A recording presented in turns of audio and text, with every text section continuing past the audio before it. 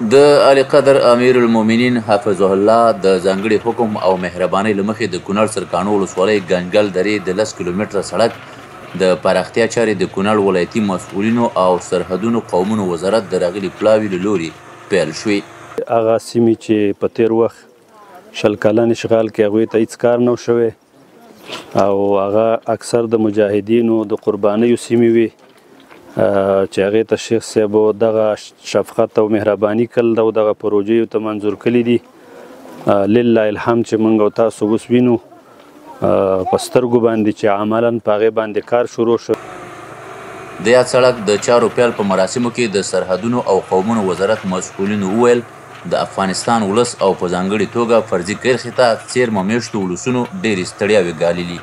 او وزارت یې په پام کې لري اسانتیاوې ورته رامنځته کړي. موږ د کونړ ولسو ته ډېر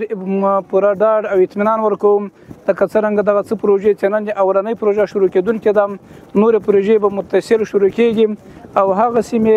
چې سرحدي سیمې دي، فرضي کرښې ته څېرمې سیمې دي، محرومې سیمې دي، هغو ته به انشاءالله ولازم موږ مختلفې پروژې شروع کېږي تر څو د دوی هغه احتیاجات او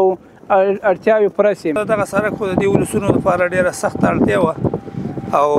دې سړک جوړېدل چې د شیخ صاحب امین د طرف نه د دې منظوري شوې ده او زموږ د وزارت د سرحداتو قومونو قبایلو د وزیر صاحب په مټ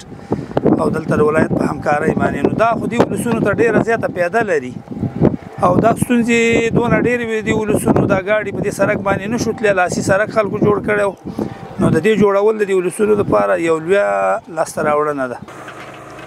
د یادولو وړ ده د سرحدونو قومونو او قبایلو چارو وزارت راغلو مشرانو وویل ورته پروژې به په نورو ولسوالیو کې هم پیل شي چې په فرضي کرښه پرتې دي.